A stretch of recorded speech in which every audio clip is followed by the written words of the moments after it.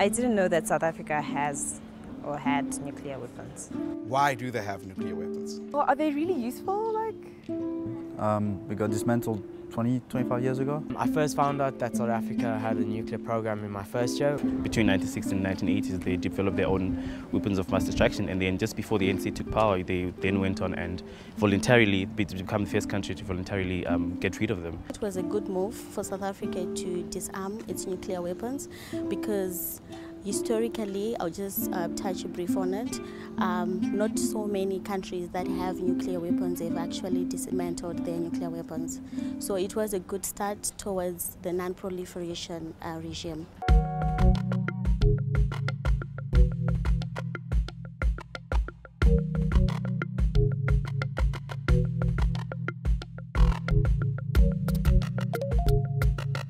South Africa is the only country in the world that voluntarily, verifiably dismantled its program.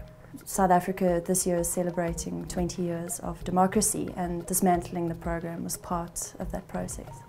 I think the impact was tremendous actually, because we were an example of how you could dismantle a program and still exist. I think that's something that countries today still need to realize. You know, you can give up your nuclear weapons and not make yourself vulnerable. It's given us more diplomatic power.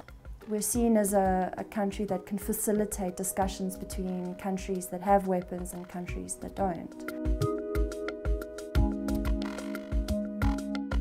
Between the Second World War and when the decision was taken to do some theoretical investigations in the 1970s, the apartheid government was not really aimed at developing nuclear weapons, but rather to use nuclear energy for peaceful purposes. The United States and South Africa has always been allies. They provided us with a highly enriched reactor in the 1960s as part of the 1957 bilateral agreement between the two countries. That was signed under the Atoms for Peace program. Everywhere on South Africa's borders there were wars. By 1978, because the Cubans were now in Angola, South Africa was becoming much more isolated in the international arena. That led the apartheid government to decide we need some deterrent to protect us should the situation become worse.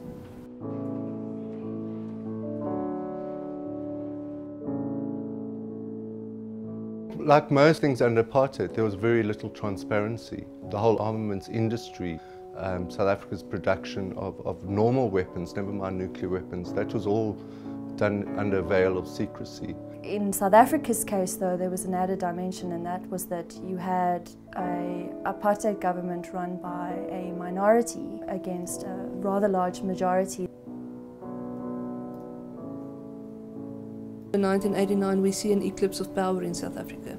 P.W. Botha, who was very militaristic, being replaced by the much more moderate F.W. de Klerk as state president, who also started negotiations for the release of Nelson Mandela. And de Klerk immediately set in motion all sorts of measures to get rid of the nuclear arsenal, because he felt it's becoming a risk for South Africa rather than a benefit. Nuclear weapons sort of, I'd say, give a country security in a don't mess with me and I won't mess with you attitude because of mutual destruction. But at the same time, having a nuclear weapon also possesses a lot of threats, not only to humans but to the environment. I've heard one of the motives that led to the South African government dismantling those weapons was the fear of the weapons falling in the wrong hands, because the ANC, our government, was coming and they were scared that they might not be responsible enough to use these weapons correctly. But again, I feel like that's a flawed argument, because there's no safe hands when you're talking about these weapons. America itself is not a safe hands because they have used them against human beings.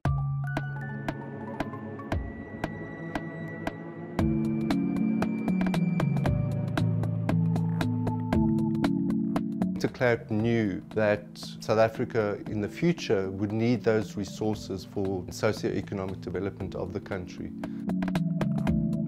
After the ANC came to power in April 1994, one of the first things that they did was to institute an act on the prohibition of the development of weapons of mass destruction.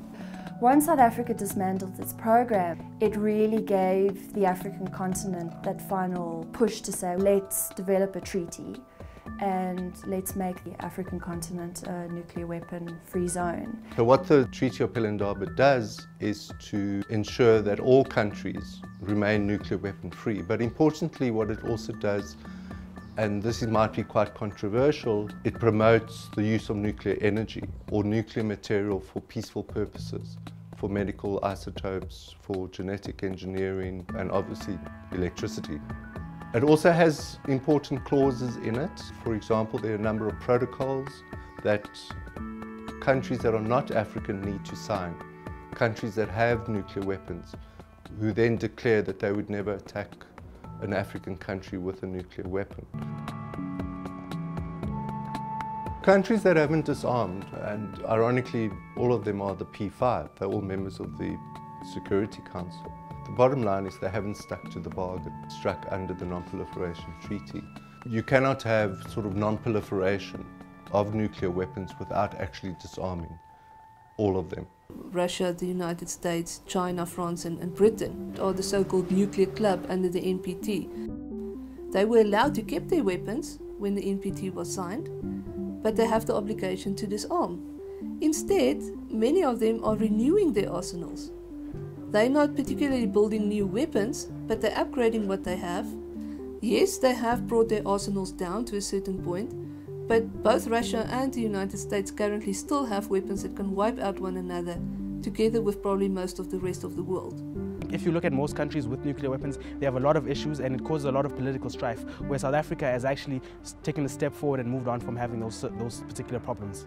If countries have conflict, they should just talk about it in a civilized manner. It should be something that should be put up for a vote, maybe something like that, on a national scale, so the population itself could decide. Not many people are aware of the consequences of what actually happens when you drop a nuclear bomb. If all countries decided to close down their nuclear programs, it would be great.